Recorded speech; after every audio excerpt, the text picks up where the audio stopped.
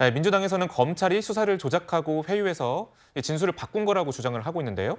검찰은 터무니없는 주장이라고 선을 그었습니다. 수원지검에 항의 방문하기도 했죠. 영상을 보시죠.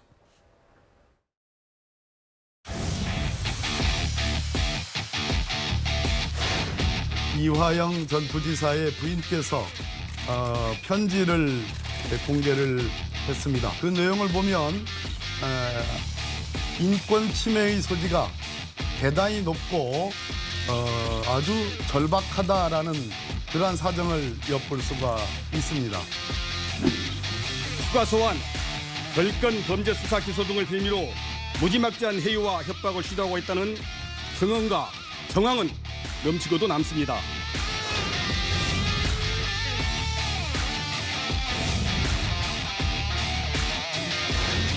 민주당은 자기 편이 한 불리한 진술을 뒤집어 보려고 검찰청에 몰려가서 들어놓고 영치금 보내기 운동하고 성명서 내고 가족 접촉하고 면회에서 진술 번복하라고 압박하고 하는 행태를 보이고 있는데요.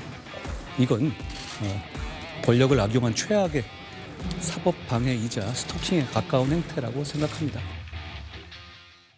네, 이런 와중에 불똥이 다소 다른 곳으로 좀 튀는 듯합니다. 네, 민주당에서는 한 장관의 발언이 모욕적이라고 발끈했습니다. 들어보시죠. 들어오는 사람이 없거든요. 굉장히 과장됐을 뿐만 아니라 국회의원들에 대해서는 모욕적 표현이죠. 들어놓은 거랑 앉아있는 거랑 뭔 차이가 있습니까? 아니 근데 연좌농성인데. 그런 식의 의미가 모욕적인 언사를 담고 있고 감정을 담고 있다는 거는 느끼시잖아요. 네, 한 장관은 이제 박 의원의 발언을 두고서 이제 창피함을 못 느끼고 모욕감만 느끼냐라고 맞받아쳤습니다. 어떻게 보시는지요? 과연 이게 누가 이화영 부지사를 해유 협박하는가? 과연 이게 검찰인가? 아니면 이제 민주당인가? 저는요, 검찰이요, 변호사가 17명이 있는데 변호사 입회하에 조사하는데 어느 강큰 검사가 당신에게 이렇게 불면 이거 봐줄게요. 또 이게 안 불면 뭐 이렇게 처벌 엄하게 합니다.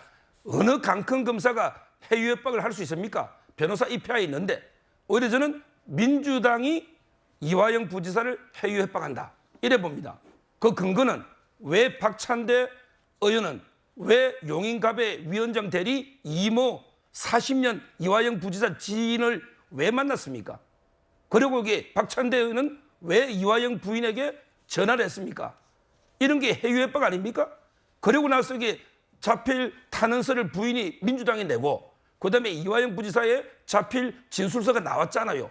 이게 과연 우연입니까? 저는 지금 이게 민주당이 다급하니까 어떻게든 이게 이화영 부지사 입을 좀 막아야 되겠다. 또 이게 진술한 걸 번복해야 되겠다. 이렇게 해유 협박하고 있고요.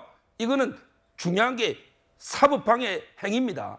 미국에는 사법방해가 5년에서 10년 정도 아주 중죄입니다. 우리나라는 이게 사법방해죄라는 그런 죄명은 없지만 그렇지만 이게 정인을 회유, 협박 뭐 이게 하는 이런 행위는 따로 처벌하는 조항이 있습니다.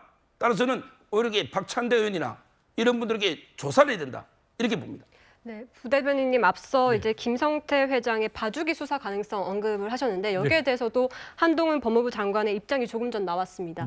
이렇게 말을 했는데 이 김성태 압박으로 이제 타깃을 변경한 것이냐, 이것은 정치의 영역이 아니라 증거인멸, 위증교사라는 범죄의 영역이다 이렇게 말했는데 여기에 대한 민주당 입장이 있을까요? 또 한 가지 말씀을 드리면 검찰은 모든 죄를 결정짓는 곳이 아닙니다. 네. 본인들이 재판을 구하는 곳이에요. 그런데 한동훈 장관이 지금 조금 착각하고 있으신 게 검찰의 수사는 무결점이다라고 얘기하는 것이거든요. 그렇게 하시면 안 돼요, 법무행정은. 법무행정을 하는 법무부 장관은 이런 발언도 정치적 발언입니다. 네. 뭐 야당이 야당 탄압을 주장한다? 이거는 한나라당, 새누리당 찾아보세요. 늘 본인이 당시 정부에서 검찰이 수사를 하면 매일 야당 탄압이라고 얘기를 하고 본인들은 정치 탄압이라고 얘기를 합니다. 이건 어떻게 보면 정치 행위로서의 탄압일 수 있다라는 주장을 하는 것인데 법무부 장관이 검찰은 무결점인데 어디에서 검찰 수사에 대해서 토를 달아 이런 느낌이거든요. 그거는 부적절하다라는 측면에서 검찰은 검찰대로 이런 오해가 없도록 이런 오해가 보이잖아요. 보이면 거기에 대해서 의혹을 제기하는 것이고 이런 부분들은 재판부가 결정을 하겠지만 최소한 검찰이 이런 부분에 있어서 의혹이 없도록 법무부 장관은 법무행정을 제대로 하셔라라는 좀 말로 가늠하고 싶습니다. 네. 저는 오히려 지금 최근 민주당 의원들이 항의 방문하고 연좌 농성하고 또는 한동훈 장관과 법사위에서 언쟁을 하고 이것이야말로 이화영 전 부지사의 진술이 번복된 것이라는 진실 또는 본질을 가리기 위한 비본질적인 행위라고 생각이 됩니다. 왜냐하면 지금 연좌 농성이 중요한 겁니까? 아니면 그 한동훈 장관과 설전하는 것이 중요한 겁니까? 그게 아닙니다. 이화영 전 부지사의 입을 통해서 과연 대북 송금 800만 불이 최종 수혜자가 쌍방울이 아니라 이재명 대표의 대북 방문용이었느냐 그렇지 않느냐가 굉장히 중요한 정치적 파장을 몰고 올 것이기 때문에 중요한 것은 이화영 전 부지사가 그런 진술을 검찰에 했는지 앞으로 재판 과정에서 실제로 그 진술을 일관되게 증언할 것인지 그래서 그 최종 정치적 책임이 이재명 대표를 향할 것인지 이것이 본질이기 때문에 이 본질을 가리는 비본질적인 행동, 언행 이런 것은 좀 유의할 필요가 있지 않나 하는 생각이 듭니다. 네, 지금 현재 어쨌거나 지금 야당과 한동훈 법무장관이 서로 논쟁을 연일 붙으면서 어쨌거나 한동훈 장관의 몸집이 커지는 그런 느낌입니다. 장윤주 변호사님, 네. 어쨌거나 한동훈 장관의 그 차기 총선 출마 같은 행보와 좀 연결되지 않을 수가 없다 이런 관측이 나오는 것 같습니다. 그렇습니다. 사실 장관의 언어로는 부적절한 이야기들도 많이 나오고 있기 때문에요. 사실상 이제 정치권에 언젠가는 들어오시겠다라는 부분에 대해서는 이견이 없는 것 같습니다. 근데 그 시점이 내년 총선일 것이냐에 대해서는 또 여러 분석들이 갈리는 것 같은데요.